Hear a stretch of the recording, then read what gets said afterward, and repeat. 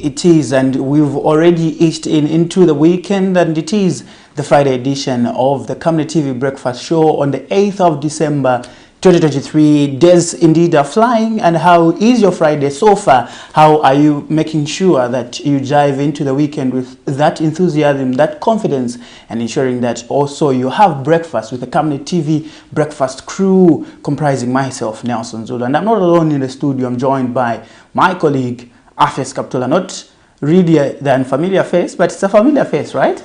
Yeah, I'm a familiar face now. Yeah, good morning. That these days I'm appearing on TV. Good morning, how are you, Nelson? Very well, how are you this morning? I'm okay, thank you. Yes. And of course, we are looking out to a very good show. And of course, a number of issues happening in the country. We're looking out for an exciting edition with our viewers out there.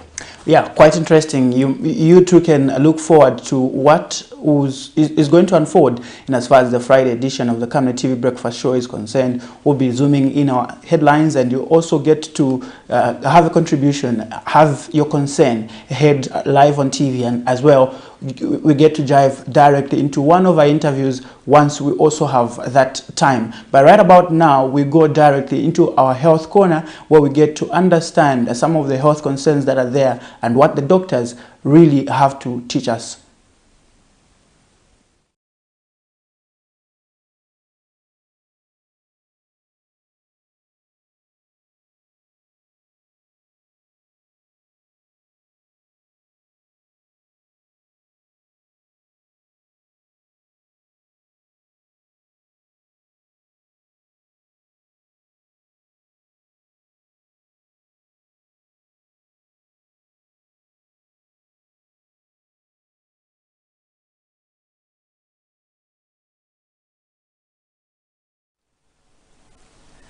Good morning and welcome to the Health Corner here on the Breakfast Show. I am Dr. Nawina Lotto. So this week we are talking about anxiety disorder, and yesterday we talked about some of the types of anxiety disorder. We say that there is what we call generalized anxiety disorder, then there is also panic attack and social anxiety disorder, and also specific disorders. So today we'll talk about some of the signs and symptoms of anxiety disorders. Now, before we talk about some of the signs and symptoms, let me just briefly talk about the causes. People who have anxiety disorder, usually it's caused by probably being in a situation where they were traumatized by a certain experience. So it could stem from trauma. So if someone has an experience where they were traumatized in a social situation, and they were so embarrassed and they couldn't cope, or the response was so overwhelming for them, then they might develop social phobia, for example. Somebody who was traumatized because maybe they encountered a snake, they might have phobia to animals. And so these are phobias that can develop due to a certain trauma that occurred in a person's life. The other cause is that it might be genetic, for example. So if somebody would maybe develop a certain predisposition to have loss of esteem or depression, they might also have a tendency to have anxiety in certain situations. So they might have generalized anxiety, where they feel anxious for different things, and they can't ride in a bus, they can't go out, they can't do certain normal things that people would normally do. They're afraid of being married, they're afraid of having children, they're afraid of owning a dog. So those are generalized anxieties. And these people would not only have one specific a fear or a phobia, but they would have a number of things that would affect them. So they could possibly have inherited a gene that could have caused them to have such behaviors. Then the other thing is alcohol abuse, drug abuse, caffeine can also predispose people to having anxiety disorders. Some of these drinks that we are taking, the alcohol, can actually lead to having anxiety disorders. So those are some of the causes of anxiety disorders, and usually the brain would produce hormones, or the body would produce certain chemicals that would overwhelm the body itself and overwhelm the person, and so that is how come they have this exaggerated fear towards certain objects or certain situations. Now, coming to the symptoms. So with generalized anxiety disorder, people with generalized anxiety disorder would have symptoms of being restless, symptoms of fear, symptoms of fatigue. So they would have fatigue, they would be restless, they would have difficulties sleeping, difficulties concentrating, and these symptoms would come about because they are having a lot of anxious thoughts, and they're having a lot of thoughts that maybe something would go wrong, and the fear is so overwhelming that they might even fail to function on a day-to-day basis. And usually these symptoms would have to be there for at least 6 months. So they come, they go, they come and go, and they come on most days in a week. So it's not every day. Maybe sometimes the person is just calm and they're okay, but maybe they are exposed to this situation and they have these fears.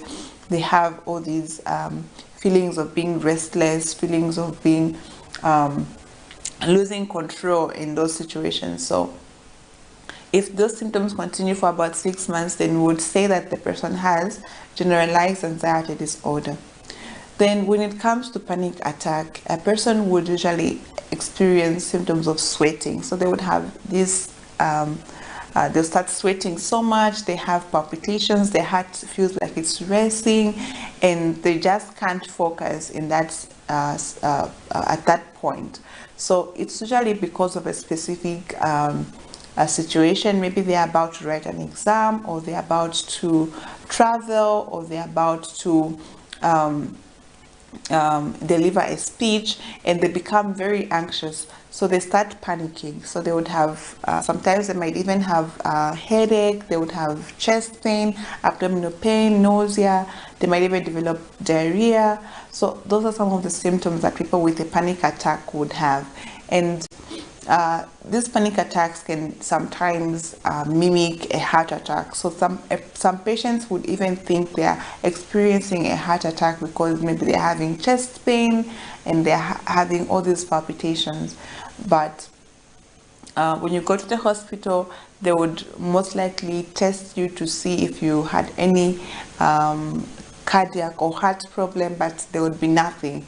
And the only way we can, the only thing that would make sense is that the person was having a panic attack in that situation. So those are some of the symptoms of people who would have a generalized anxiety disorder and even panic attacks. For specific phobias and social anxiety disorder, they would have the similar kind of symptoms where their heart is racing, they are restless, and they're sweating, and maybe feeling like they're losing control, out of control, and in those situations, so depending on the type of phobia it is, they would experience these symptoms. Depending on whether it's a social phobia or phobia for animals, they would experience those symptoms. So that is how you can differentiate generalized anxiety disorder from panic attack and also specific phobias. The other thing with generalized anxiety disorder, it would be there for about 6 months, while for panic attacks, it's usually in certain situations or certain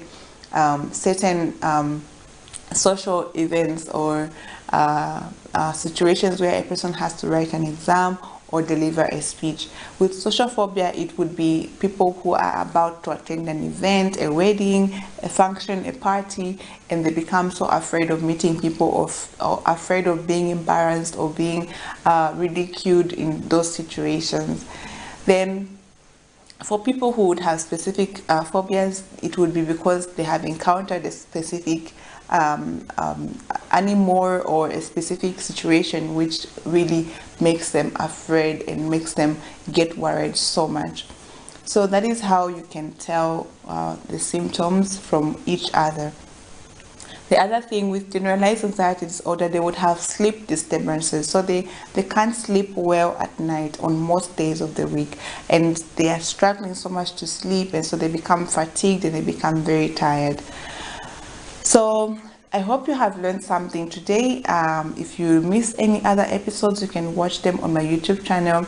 Please invite your friends to watch The Breakfast Show and to learn a lot about health and other topics that are discussed on The Breakfast Show. I'll see you again tomorrow. Make sure you invite your friends. Stay blessed and stay healthy.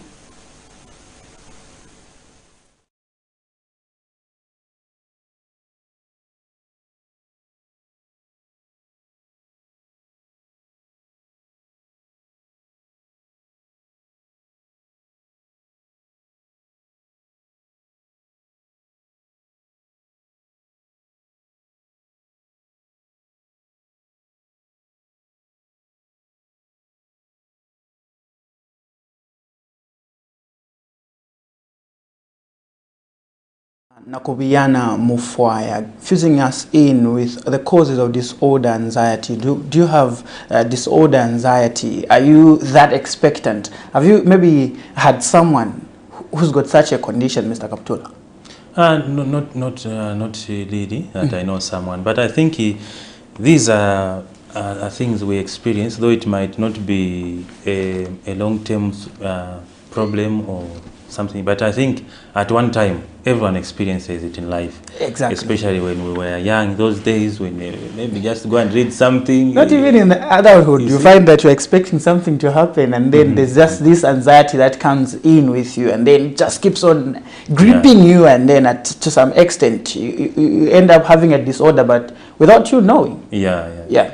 I think it's something that is relatable to many people out there who are watching. Well, that was another segment that we just looked at on the Health Corner, and I hope you've learned one or two things, because it is very important to remain healthy and ensure that our lives are safeguarded. And right about now, let's just cross over to our money market and look at how our kwacha is trading against the major convertibles and see how far we've gone and where are we exactly. Yeah, and there you have it. The British pound is buying at 30 kwacha 6 ingwe and selling at 30 kwacha 65 ingwe. The euro is buying at 25 kwacha 78 ingwe and selling at 26 kwacha 29 ingwe. The South African rand is buying at 1 kwacha 27 ingwe and selling at 1 kwacha 30 ingwe.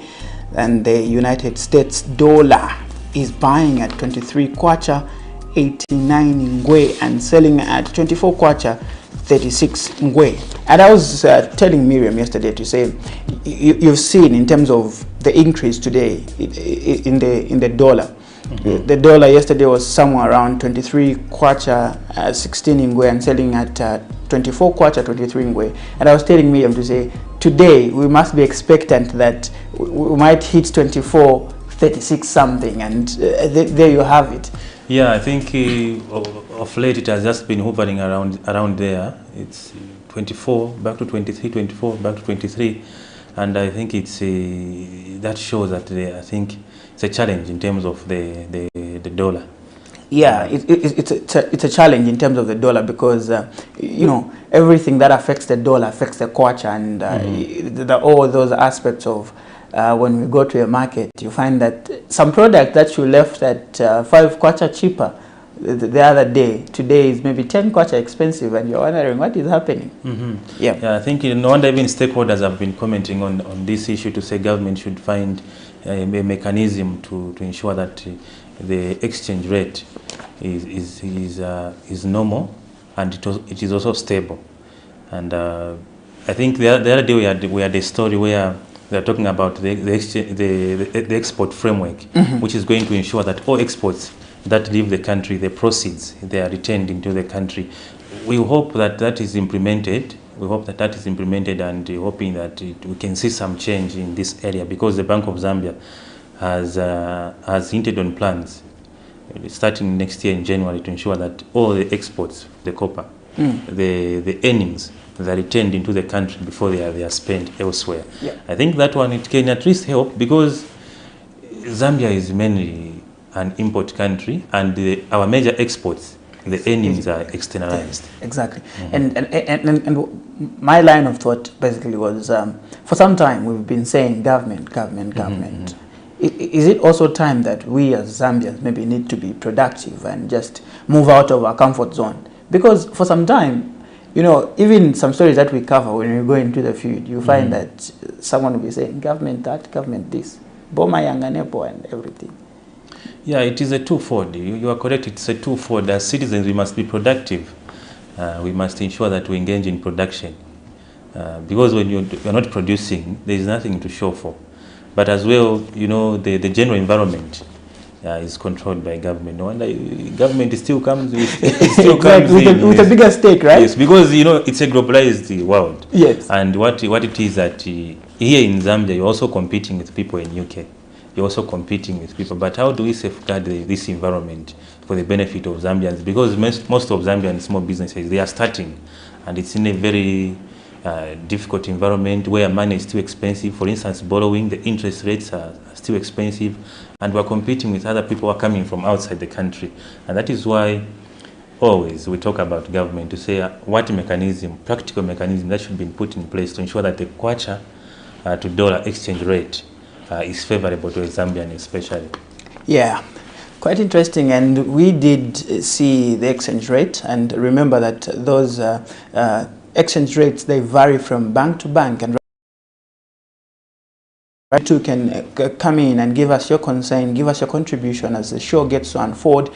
And right about now, we start to zoom our headlines, or we zoom some stories that made headlines in our previous bulletin, and just look at how far we've gone and what is currently happening on the ground, what is really going on in your area, what is really the general feeling that is there, and what is being done by government, even all those that are part of the government runs. And the first story we get to look at has been the aspect of the Patriotic Front, chairperson for legal affairs. I think perhaps before we go into that story, we should look at the story that is talking about the exchange rate, coming from the exchange rate. Maybe we look at what the ANDD is talking about in terms of the challenges we're having with the exchange rate. So Advocates for National Development and Democracy, ANDD Executive Director Samuel Banda has observed that the kwacha will continue depreciating due to low copper production. Mr. Banda says this has led to the country generating less foreign exchange earnings, which is negatively impacting the performance of our domestic economy. Mr. Banda says Zambia is having less copper production output because the two national strategic mines, Konkola copper mines and Mopani copper mines, are not operating at optimal levels efficiently and effectively due to financial constraints and operational challenges. Mr. Banda is of the view that the UPND-led government should focus on increasing copper production output by ensuring that Vendata KCM transition process is finalized. He said government should quickly address this Vendata KCM transition process this month so that by January 2024 the investor should have taken over the mining firm. So it's talking about the kwacha there. We can go to the other story. Yes, we can get to look at that story, and once we get back, we'll be able to load you down with other stories that were part of the bulletin yesterday. Yeah. Our analysis, we believe that we are having less low copper production output because our two strategic mines, KCM and Mopani mines, have not been operating at optimum level. Apparently, the kwacha is trading at 24.3 against the major convertible carriers. Unfortunately, this is shrinking our domestic economic activities. It is actually raising the cost of doing business, the cost of living, and this is actually affecting the prices of basic commodities. This is a sad development because the majority Zambians are not able to cope up with this trend of increase in price of basic commodities. However, our recommendation to the UPND government is that they should focus on increasing copper production, output, and exports by ensuring that they finalize the KCM transition, KCM Vendetta transition process by this month, December, so that KCM begins to operate at optimum level, increase copper production output, exports, create the much needed employment and business opportunities. Additionally, also promote commerce and trade. In the same vein, we wish also to appeal to the government to ensure that they expedite the contractual partnership agreement with international holding resources and investors expected to take over the operations of Mopani Mine so that also Mopani Mine can begin to operate at optimal level. That is another story coming through from Mr. Samuel Banda, who's predicting that the kwacha may continue to depreciate because there are no mechanisms that are being put in place at the moment. But also another story that we get to look at, even as we zoom in the headlines, is the aspect of what is happening in the opposition Patriotic Front, where Patriotic Front chairperson for legal affairs, George Chisanga, says the expulsion of 10 members of the party is illegal, saying Mao Sampa and his appointees have no authority to expel anyone as they are not members of the party. Mr. Chisanga is further accusing the UPND government of trying to create a constitutional crisis by supporting Mr. Sampa's activities. Meanwhile, Development Freedom Party DFP leader Remember Mutale has advised Patriotic Front PF leader Mayo Sampa against suspending members of parliament from the party. On Wednesday, the Sampa-led PF faction suspended 9 members of parliament for what was termed as gross misconduct, bringing the name of the party into disrepute. And I'm sure these hive of activities have continued to heighten because the other faction is saying, you see, we don't recognize Mao Sampa, and then the others are saying, we are the rightful owners of the party. We are the ones that are supposed to be at the helm of the party leadership. But however, let's get to look at that story and we'll be back shortly. The confusion in the former ruling Patriotic Front has taken a whole new twist after the Mao Sampa-led faction expelled 10 members from the party, of whom are 9 members of parliament and a member of the Central Committee. Secretary General Morgan Ngona on Wednesday, December 6, 2023, announced the expulsion of the party lawmakers, including Brian Mundubire, Stephen Kampyongo, Christopher Kangombe, and Ronald Chitotera. Others are Remember Mutale, Mutotwe Kafwaya, Mulenga Fube, and Ambassador Emmanuel Mwamba, among others, for gross indiscipline. But Patriotic Front chairperson for legal affairs, George Chisanga, says the expulsion of the 10 members of the party is illegal, saying Mao Sampa and his appointees have no authority to expel anyone as they are not members of the party. The people that are purporting to be expelling senior members of the party are not themselves senior members of the party. The public is aware that the Central Committee of the Patriotic Front expelled Mr. Mao Sampa somewhere on the 22nd or 23rd of October, this year. In terms of effectiveness, whatever Mr. Sampa is doing, whatever Mr. Ngona is doing, lacks effectiveness on the basis of the PF Constitution, on the basis of the principles of natural justice, and on the basis of just common sense, which in common parlance requires that if you're going to do a letter, you deliver it to the person that it is addressed to, and to give him a chance to exculpate himself. Mr. Sampa has no central committee, and under the PF Constitution, a Secretary General has no power to expel a member of a party. Mr. Chisanga is further accusing government of trying to create a constitutional crisis by supporting Mr. Sampa's activities. This all is showing, people are trying to trivialize this by making it look like it's a faction that has risen within the Patriotic Front led by Mr. Mao Sampa. It is not. The authors of all this confusion in the Patriotic Front are the government of the United Party for National Development. They are the ones who are so hell-bent on ensuring that the Patriotic Front is distracted. But we have said it before, our members are in full support of the leadership of Patriotic Front. Our members have declared they will stand to defend this political party. So every avenue, every maneuver, that the UPND government, unfortunately led by the Republican President, Mr. Hakainde Hichilema, and I keep saying this again and again, is an exercise in futility because this is the biggest political party you've got in this nation. The confusion in the Patriotic Front continues, giving the public episodes of drama. God knows what the next episode holds. Vincent Piri for Community TV News, Lusaka. Watching these issues happening in this country. You know, politics is about numbers. It's not about yourself, like in terms of being as a leader.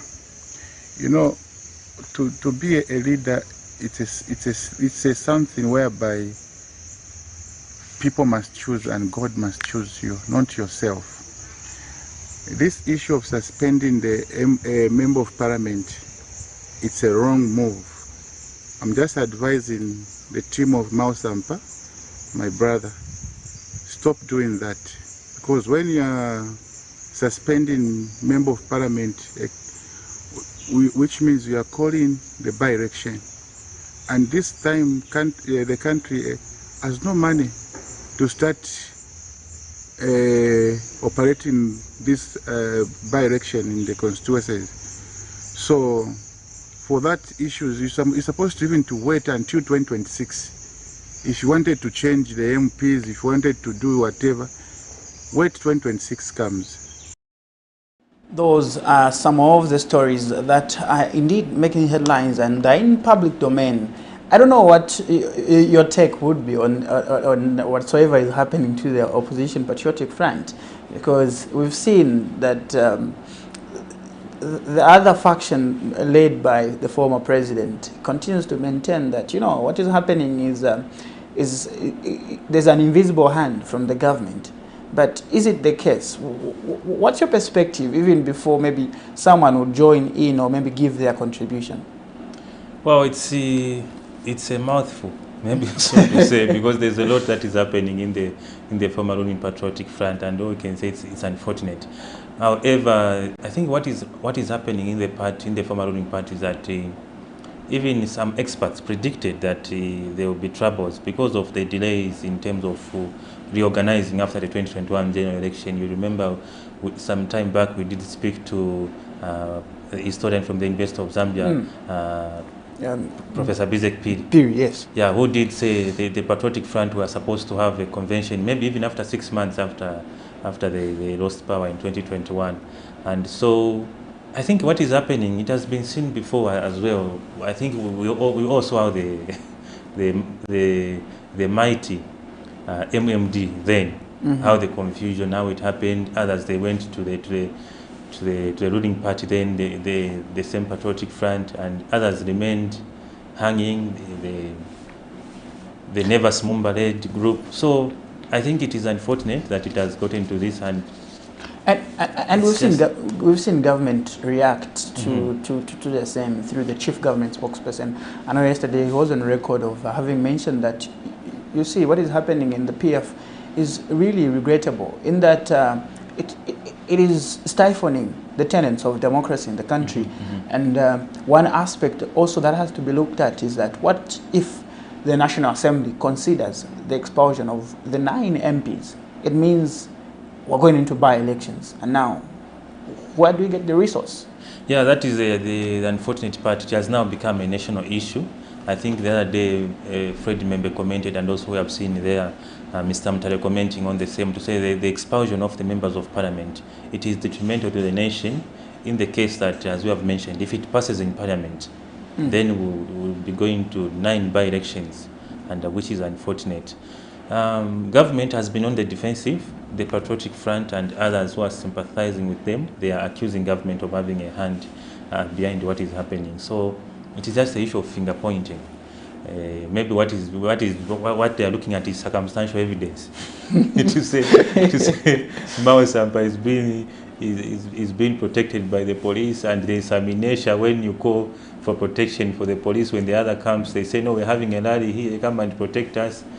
They would come up with the excuse, I don't know, the reasoning of security concerns. So for Mao Sampa, there is no that security concern. So maybe that is the circumstantial evidence trying to trying to finger point and just trying to say look no, around. government is behind this, but Yes. government has said no, we have, Yeah. and that is what is on record. Yeah, and they've consistently maintained their position that we don't have a hand. Look, you are a party of your own. You've got the independency for you to decide on what should happen. So why are we being mired into what's happening? But anyway, we look forward to how things get to unfold. Remember that this is the Camnet TV Breakfast Show Friday edition with me, Nelson Zulu, as well as Afias Kaptula. You can come through with your contribution via our Facebook platform or give us a call in terms of what is happening at the moment in the country, and maybe air out your concerns in as far as how the country is currently pertaining.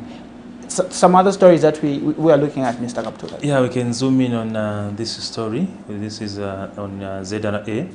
So the Economic and Financial Crimes Court has convicted Alaska Solutions Limited and its director Zan Wanshen on 36 count of tax evasion amounting to 9.3 million kwacha. ZRA Corporate Communications Manager Oliver Nzara says the authority instituted criminal proceedings against Alaska Solutions and Zhang Wanshen, a director in the said company, on charges of false statement and returns and evasion of taxation.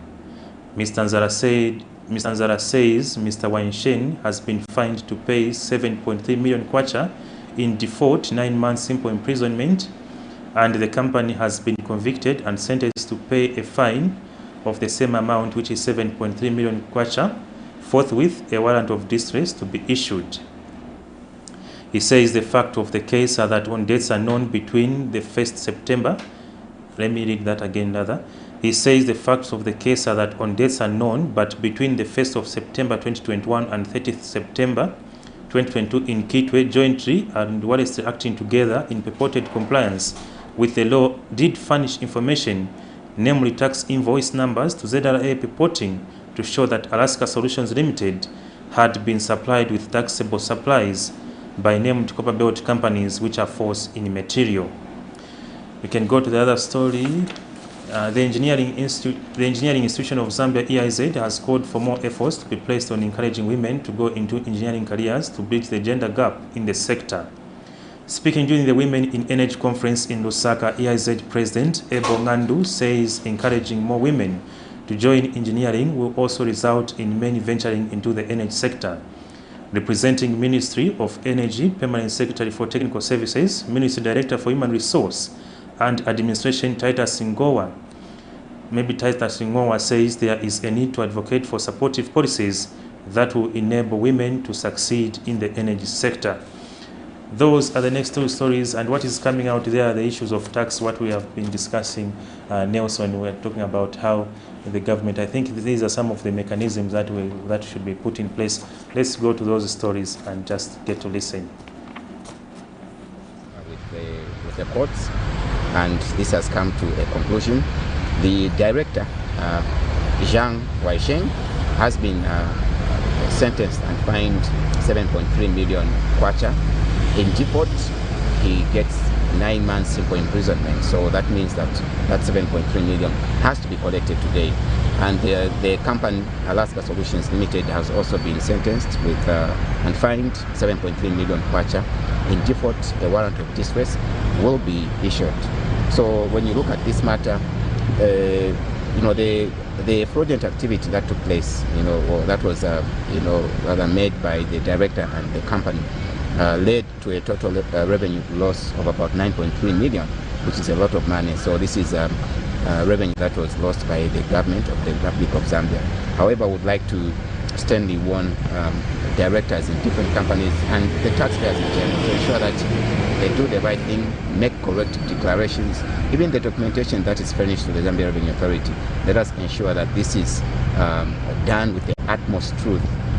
Okay, so that even when it comes to refunds and any transactions with the Zambia Revenue Authority is based on correct information. Despite women making significant contributions to the industry for decades, it has been traditionally a male-dominated, and women have faced many obstacles in their careers. To bridge the gender gap, much effort has to be placed on encouraging women to go into engineering careers. a move we believe will greatly benefit the industry and the economy as a whole. This change needs to start at the grassroots. We need numerous outreaches to young girls in schools and media programs to stimulate interest of young girls to join the profession. It is important that we further create a virtuous cycle that reaches into the early stages of an engineering career. Good morning. It is an absolute privilege to be standing before you today at this inaugural Women in Energy Conference. Today's theme, Igniting Women's Business Potential in the Energy Sector, speaks volumes about the importance of gender diversity and inclusion in our industry. Ensuring that women have equal opportunities to excel and lead in the energy sector is not just a matter of fairness. It is an essential step towards creating a sustainable and prosperous future for us all.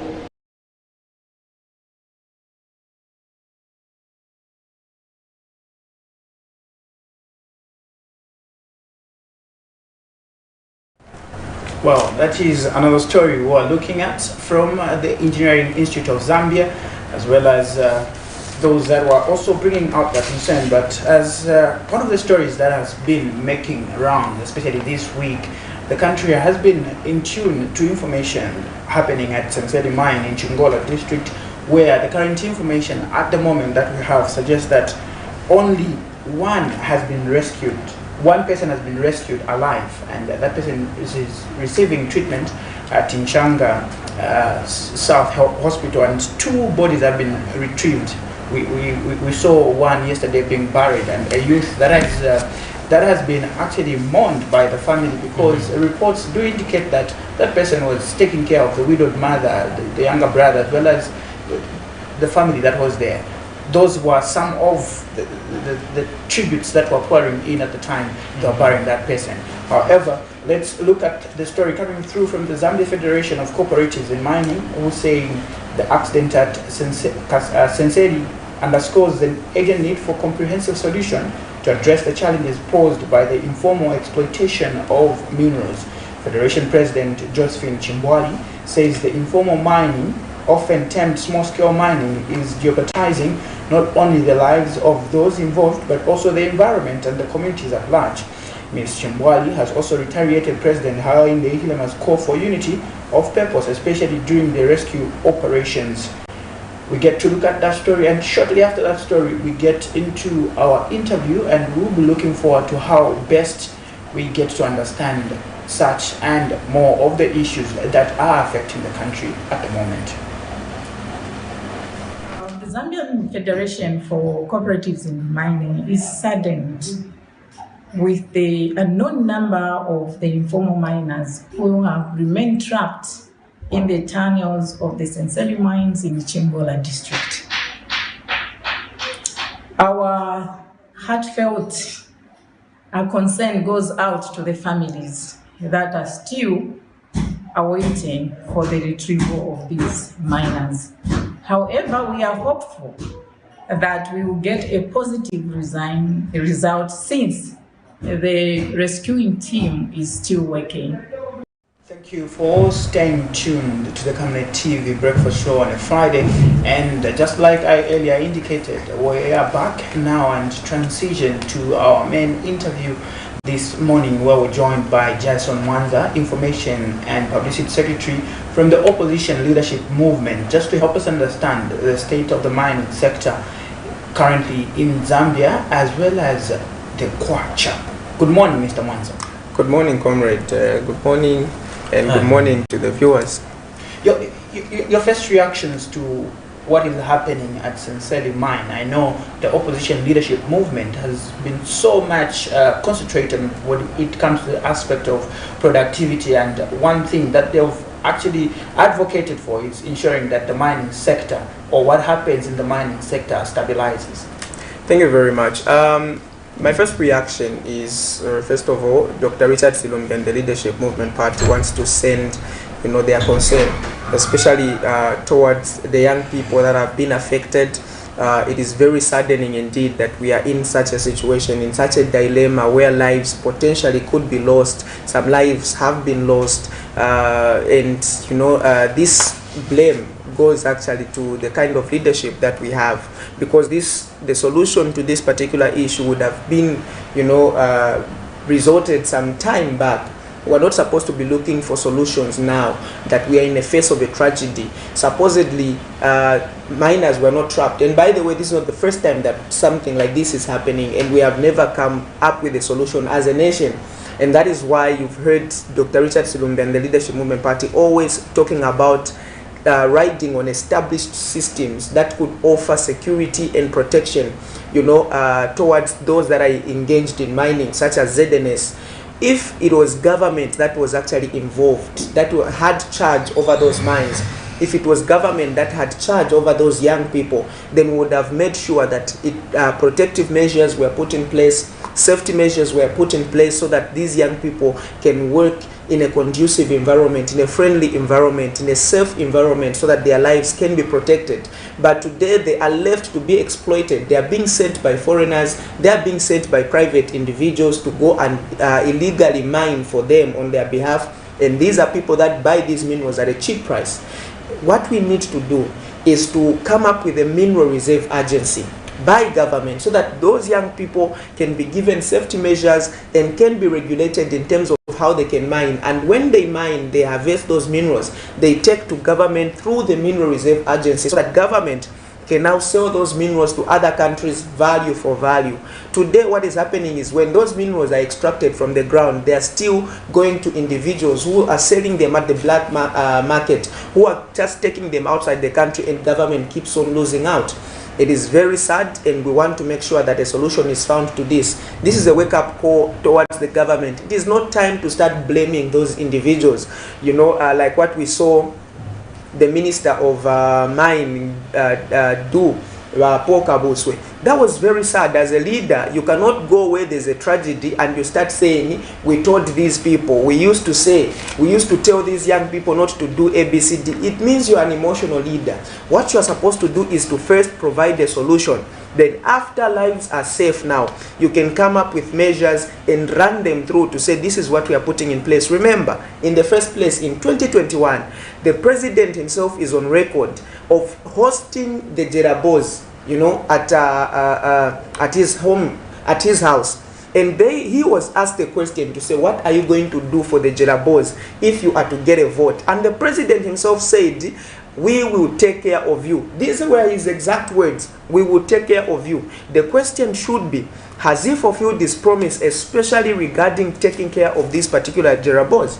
No. And this is very sad, because that is potential that these young people have. That is energy that these young people have. Government should use that energy towards the right direction, and you will see that we are going to develop this nation in terms of mining. Mm-hmm. Well, the concerns have been that, you see, when it comes to the mining sector, almost every politician will promise that we shall do this, we shall do that. But in turn, when you are at the wheels of power, everything changes. Well, these are, we should learn to differentiate between politicians and leaders. And this is exactly where we are at right now. We as Leadership Movement Party have stated from time and again that Zambia will belong to Zambians. That is our stance. Meaning that when Dr. Richard Silumbi assumes office in 2026, the mining sector is going to belong to the Zambian people. The mining sector is going to be run by government through systems such as ZNS. We are not scared. It is the Leadership Movement Party and Dr. Richard Silumbi who have always been saying that actually mining can be done with a pick and a shovel. In the first place, people were laughing that we are going back to the colonial days, we are going back to the Stone Age. How can somebody use a pick and a shovel?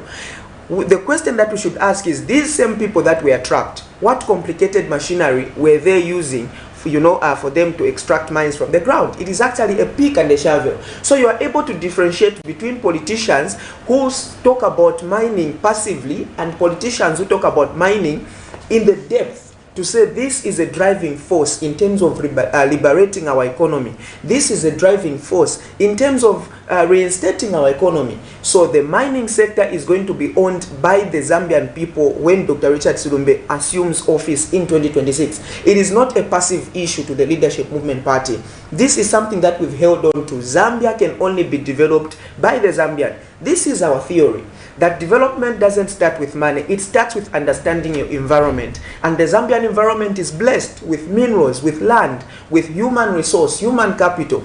What you need to do is to interact with your environment, derive tools, develop tools to work on your environment. And this is exactly what we are going to do, so that we can have products that we are able to sell and exchange money with.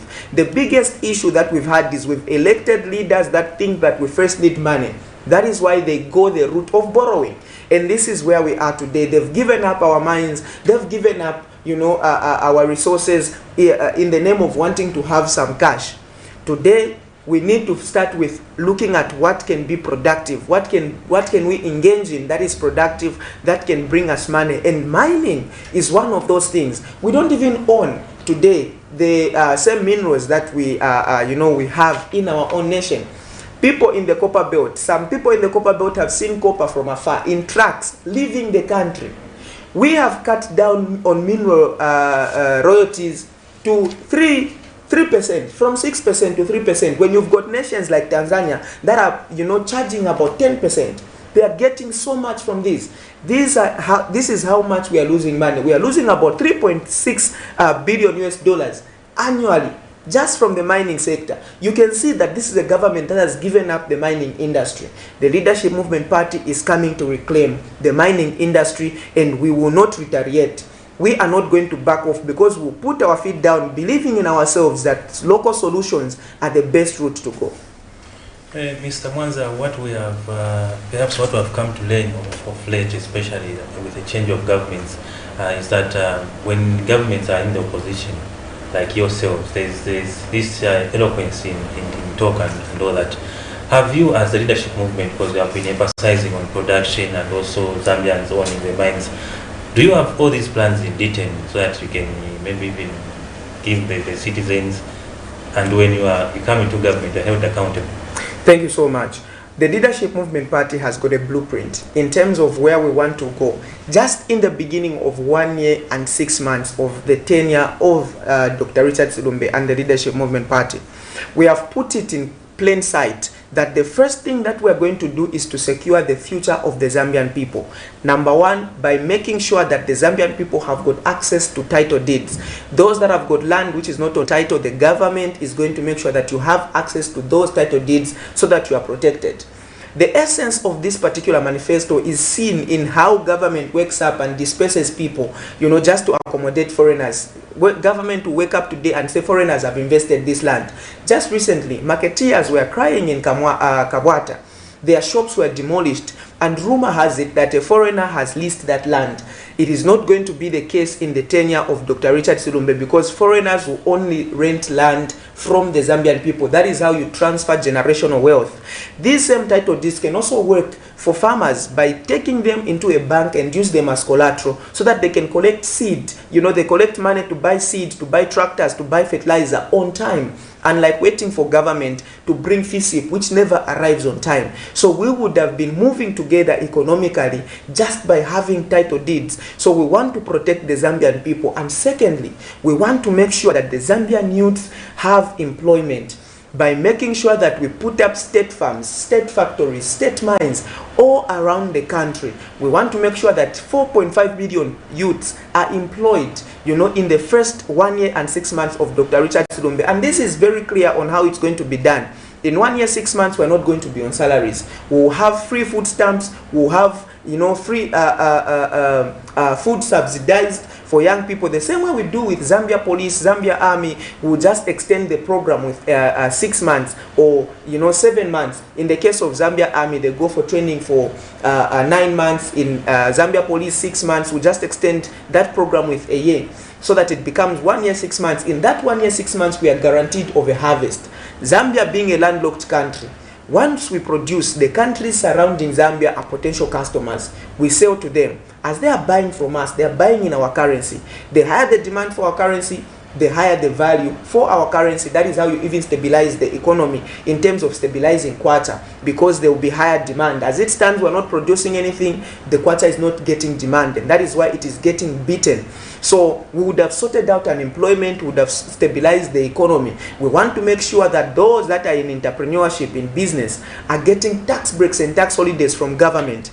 We only have a few individuals that are thriving in the business industry, you know, that can be mentioned. You've got young Pharaohs, you've got maker meats, you've got young people that need a little push from government for them to be encouraged to welcome more people on board, and the government is going to make sure that tax breaks and tax holidays are given to the Zambian people. Unlike what we are seeing, where tax breaks and tax holidays are only given to foreigners, they want to enjoy tax breaks, and when their tax breaks are coming to an end, they will claim and say they've sold the company. The other company that will come in will also claim tax breaks. We are losing a lot of money as a nation. The tax breaks and tax holidays will be used to elevate Zambian businesses, and we want to make sure that we localize, get rid of the mind that tells us that everything foreign is better than everything local, because we will make sure that local is uplifted. Local artists, local entrepreneurship, local discovered talent can be used as a tourist attraction. The foreigners should come and listen to Zambian music, come and watch our Zambian movies with a little help from government. That is clear. From the Leadership Movement Party, those are some of the 4 pillars that we stand on. You know, despite the many branches that we engage in for us to talk about development, but I've given you the main 4 pillars of the Leadership Movement Party. These are clear and in public domain, and these are achievable. That is the most important thing. The question of how is very clear in terms of how the Leadership Movement Party is going to do this, and they are very, very achievable. That is why 2026, we should ride on voting for ideologies and not just names or political parties. All right, I think before you have touched on the issue of the kwacha, but before we get into that, let's just conclude on the mine incident, which is still going on. There have been some concerns in terms of government responses from some sectors of the opposition. How do you look at that as the leadership movement?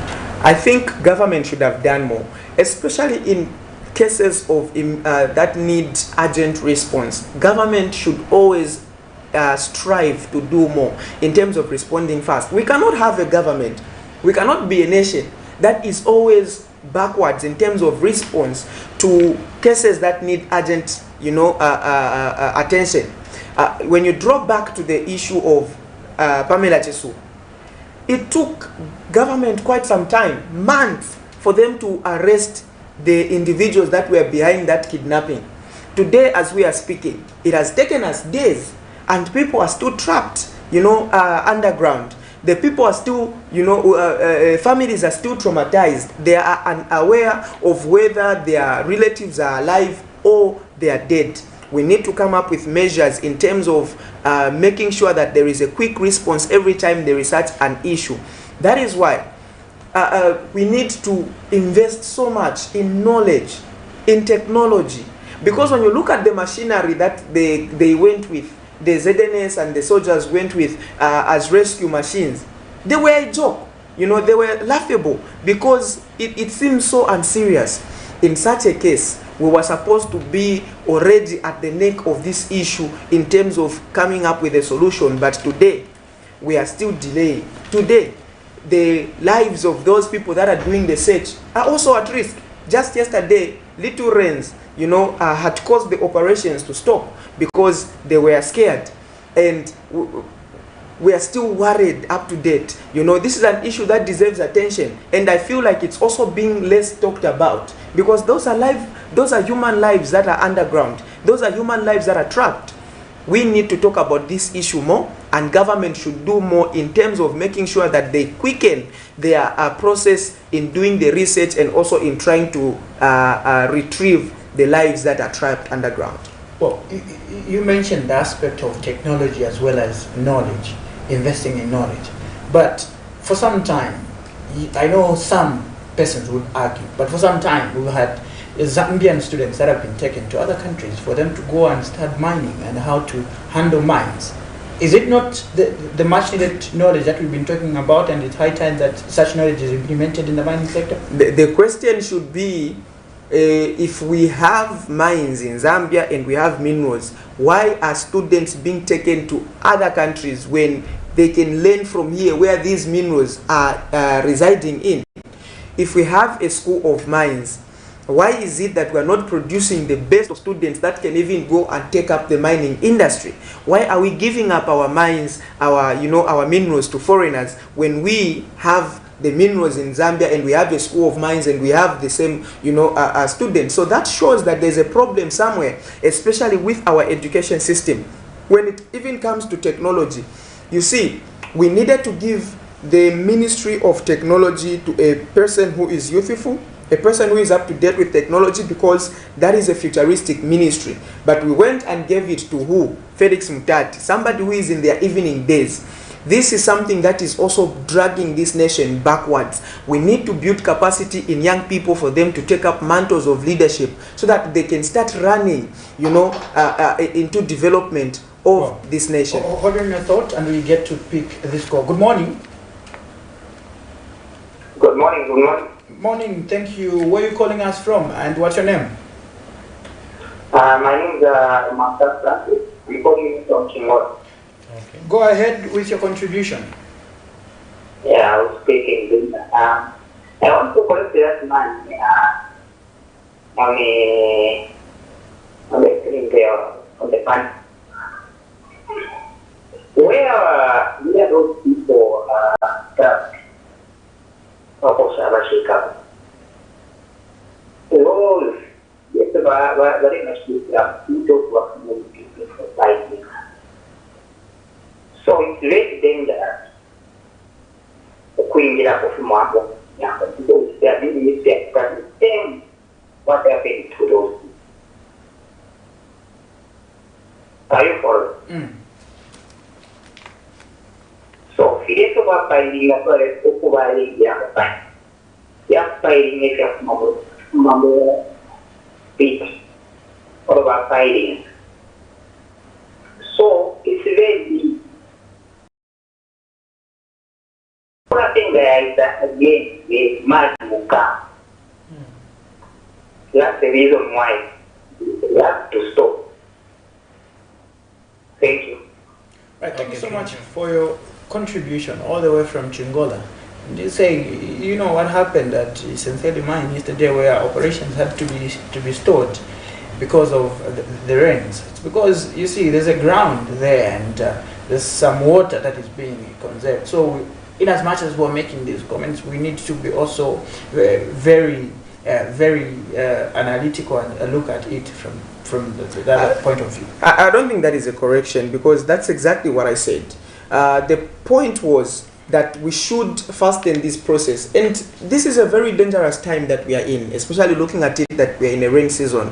That stoppage that took place yesterday because of the rain, and thank God that the rains were light, it's just an indicator that anything could go wrong and things could go worse if we keep on moving at the pace at which we are moving. Of course, I don't want to dispute the works of government and the efforts of government in terms of what they are doing. We recommend their job, but the problem is that usually when it comes to government operations in such cases, we take time. Government takes time, and we need to win the confidence of the public by making sure that we are effective and we are urgent and we are up to task in terms of doing these rescues. And the bigger picture here should be that this scenario should never ever repeat itself and should never ever occur again in the history of Zambia. And that is why we need to take measures as a government by riding on institutions that are already established like ZNS to offer protection, to offer regulations on how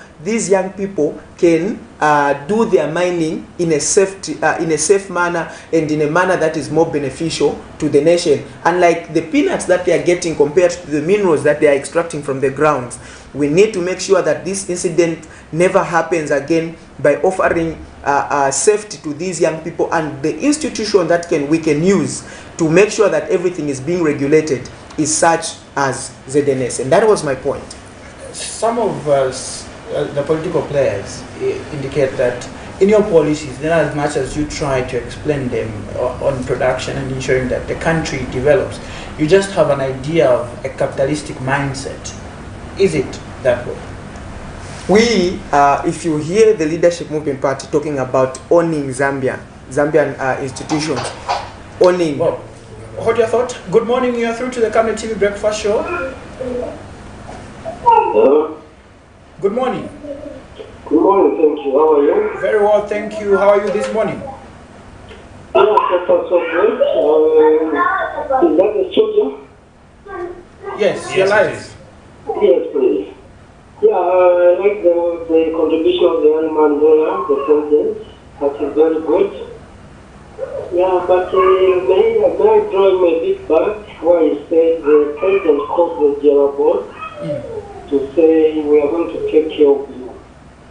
Now, if it is him, what measures can we put in place so that those general boards can be taken care of? Because quite all right, you have seen the president hasn't done anything better for this general board. What can he do so that probably can share and people can learn from what can be done? Thank you so much. Thank you for that contribution, and I'm sure Mr. Mwanza is equal to the task to respond to that question. Most definitely, yeah. I love the question. I love the question because it's a very, very important question, and that is what they failed to ask the president actually when he said he was going to take care of them. The question should have been how. You see, I want you to get me clearly. The solution to this matter is very simple because systems are already established that can take these people and accommodate them. And that is why Dr. Richard Silumbe is talking about ZNS.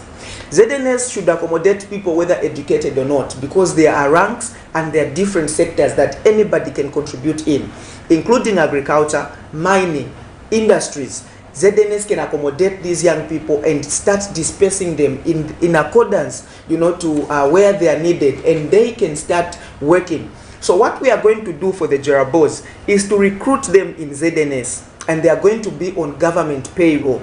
They are going to be regulated by government in terms of how they do mining so that they can be protected by government. And when they extract those mines, they are bringing to the government.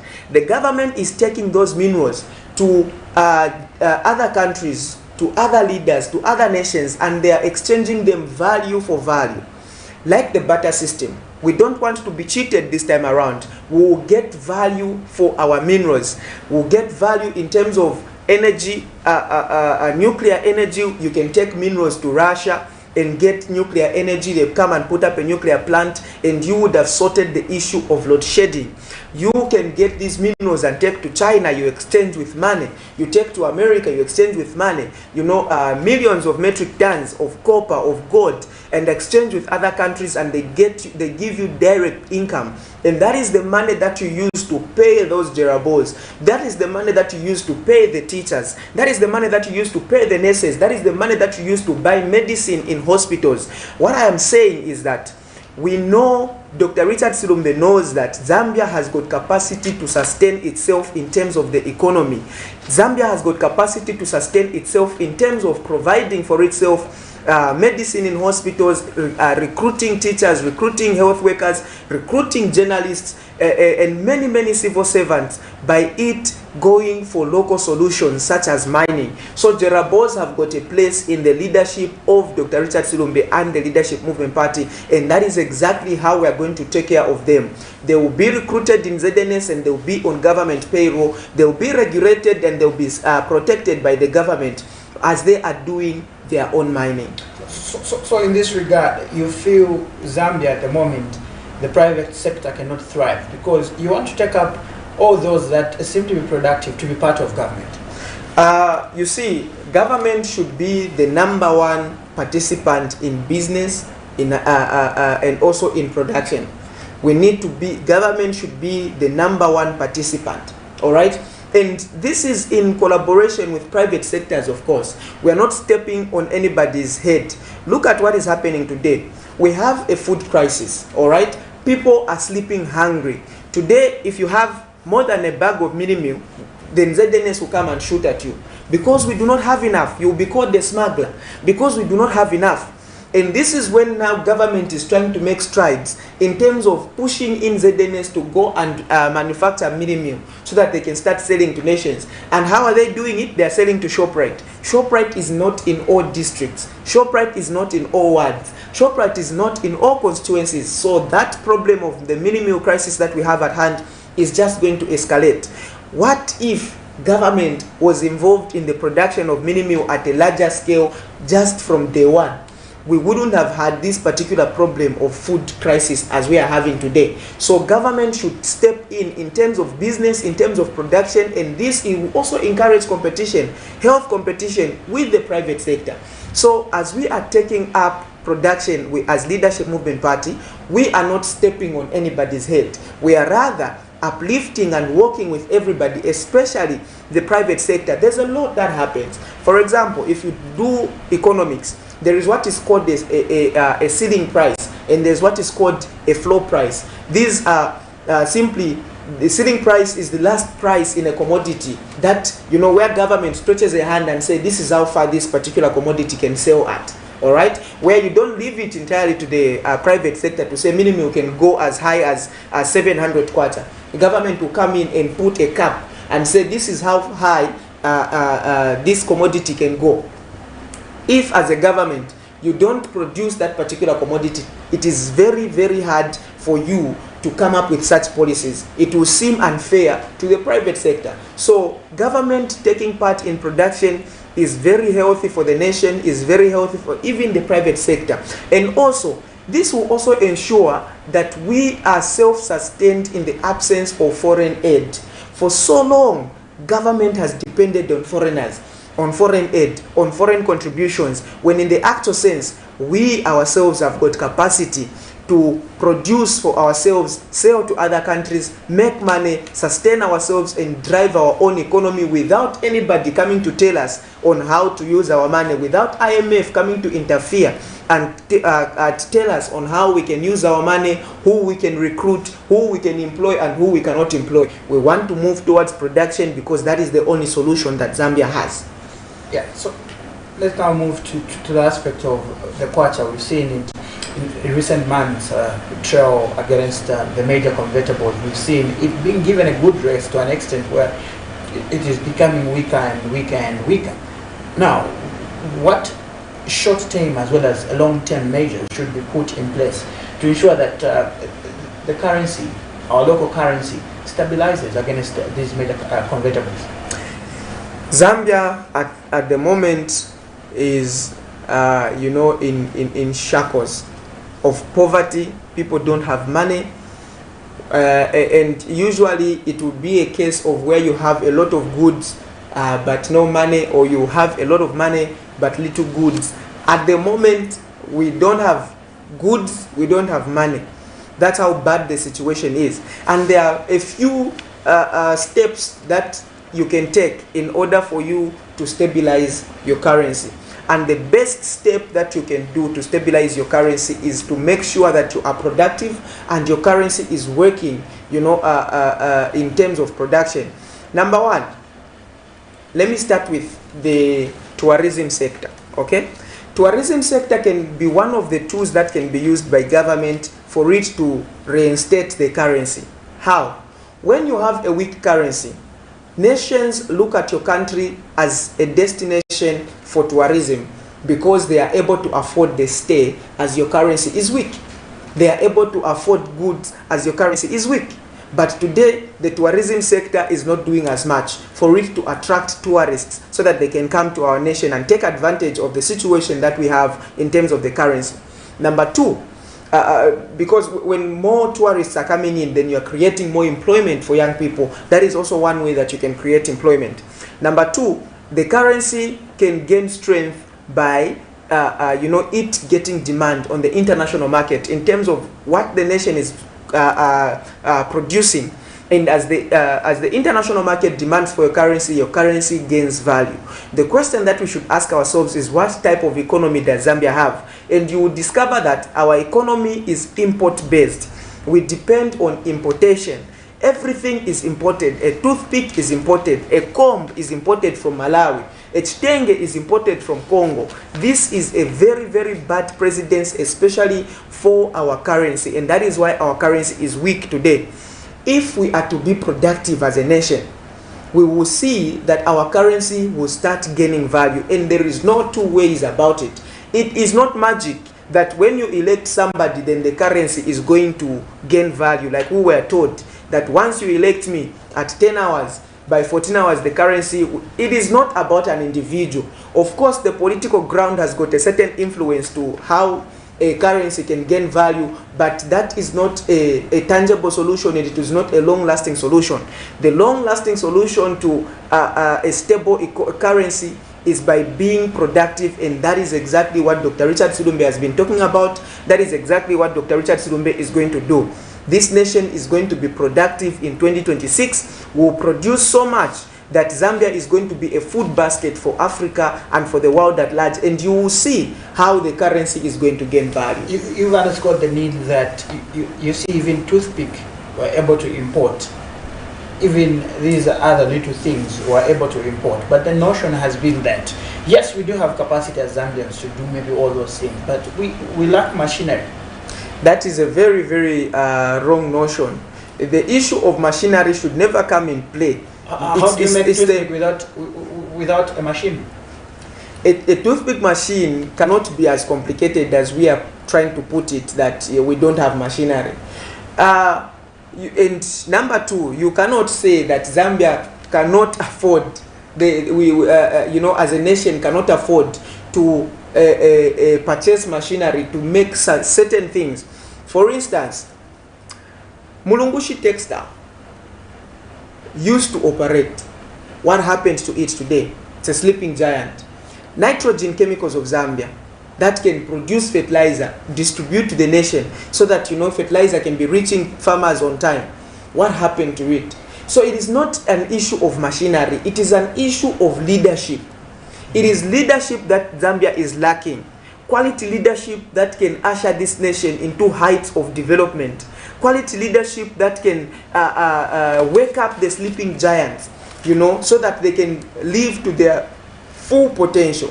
What we need is quality leadership, and that is exactly what Dr. Richard Silumbe and the Leadership Movement Party are providing. Especially come 2026, you will see that the kind of leadership that we are going to usher into State House is the leadership that will reinstate that sleeping giant of production that has been sleeping for so long in this nation. So it's not an issue of machinery, rather it's an issue of leadership, and that is what we've been lacking for quite some time. Talking about productivity, you have mentioned at length about the issue of production, which is at times blamed on the character of Zambian citizens. The president yesterday was in the news, where he's urging people to reduce on drinking. But politicians, some of whom like Winterkawi, is quoted in the paper, and also have seen that it has flooded social media where citizens are making fun of the statement. How do you make of it? What did Kabimba say? Kabimba is saying that I don't drink, but I don't have money. That makes sense to some extent, because what I wanted to say was you don't blame youths for drinking when you have failed to make use of their energy in terms of channeling it into production. If these youths were productive, trust me, they wouldn't even find time to go and drink. Number one. Number two, the reason why they are drinking is because they are traumatized. Youths are traumatized in this nation. They woke up at 03 to go and usher in this government, hoping that there's going to be change, and there's no change. If anything, these youths should be compensated, not the few individuals that this government is compensating. Things are getting worse. Your friends are getting 900,000 kwacha as compensation just because they stood with you. Your friends are getting 450,000 kwacha as compensation just because they were with you when they were being pointed at a gun with by the police. What about the Zambians that got tear gassed? What about the youths who lost their parents in the struggle, especially supporting you, Mr. Haka, in the HDM. Those are people that are traumatized, and unfortunately some of these people are finding solace in alcohol, which is a very, very bad thing, because they are now losing the energy to be productive. The solution is not going to give a speech that stop drinking and you think that the young people are going to stop drinking. The solution is to come up with an indaba. Put up a blueprint on how you are going to create employment for these young people, so that they can have hope in you, so that they can know that this is the direction that we are taking. Then for us to be this productive, then we need to reduce on alcohol, we need to stop drinking. You are just telling the people stop drinking so that you can invest in agriculture, when you have failed to take fertilizer to even the farmers that are on FISIP. What about us? And indeed it is true that some of us don't drink, and yet there is no job, there is no empowerment. We are not. We were taught to form cooperatives. Cooperatives were formed even up to now. Cooperatives are still sleeping because CDF money is not coming in. Cooperatives are not getting funded. There's a lot that is going on that could be attributed to why some youths might resort to drinking, and the solution is not coming to remind them of that problem, that they have a drinking problem, that they are drinking and they should stop. The solution is coming up with areas that these young people can be deployed into, so that they start working, they start doing something, they start being productive. That is what the youths want. They want jobs. They want to be empowered. They want to contribute to the development of this nation.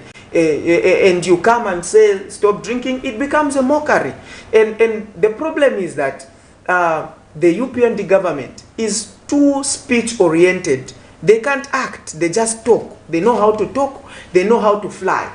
They've become an aviator today, flying in and out of the country and coming to give speeches, when what we want are solutions. If you gave youth solutions, trust me, you wouldn't even have to remind anybody or control anyone in terms of how they would drink. Nelson, recently you covered the youth report. I'm sure we should look at that one of these days extensively. Look at that what the youth report is proposing in terms of addressing some of the challenges that are facing the youth. We do understand that government, through the Ministry of Youth Sport, and that's released the set of the youth report, the first ever. Yeah, and we shall get also understand maybe some of the aspects, because that youth report also encompasses the aspect of how are youths going to be empowered, how is this current government, even those government to come, going to ensure that they create opportunities for the youths, because we do understand that over 65% of Zambia's population is youth-oriented. But even before we can even extensively delve into that aspect, let's give Mr. Mwanza some time for him maybe to have his concluding remarks as we also call it a wrap. Thank you very much. I just want to say that as it stands and at the pace at which we are moving, it's easy for us to conclude that the UPND government has indeed failed.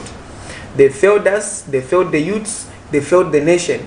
They have failed to be productive, they have failed to bring change, they have failed to fulfill their promises, and in the few years that are remaining, it's hard to fulfill promises such as bringing midi meal to 50 kwacha, especially when you're not engaging in massive agriculture. It's hard to bring petroleum products to a cheaper price, to 5 kwacha, like it was promised, especially if you are not being productive. It's hard to bring the energy sector to control if you're not being productive. What we need is production. In conclusion, the only hope that we have as a Zambian nation is Dr. Richard Silumbe and the Leadership Movement Party. As we ride towards 2026, let us jump into the bandwagon that supports production, that supports our jobs, our title deeds, our tax breaks and tax holidays, that supports local, because local is lacquer. And the Leadership Movement Party and Dr. Richard Silumbe is going to be very happy to accommodate every Zambian and to work with everyone as we work towards production and development of this nation. It's been 8 days since operations as well as the search continue at Essentially Mine in Chingola, and where we've seen that we've had some miners that have been trapped, and about 2 bodies have been retrieved, with 1 at the moment only rescued. We had the Opposition Leadership Movement Information Publicity Secretary in Jason Mwanza, just to help us understand the state of the mining sector in Zambia. And the quotient is indeed alluded to various pinpoints that maybe you agree with and may not agree with. Remember, this has been the Friday edition of the Kamle TV Breakfast Show, being hosted by myself, Nelson Zulu, as well as Afias Kaptula. And from the Friday edition Breakfast Show, as it is for this week, it's bye for now.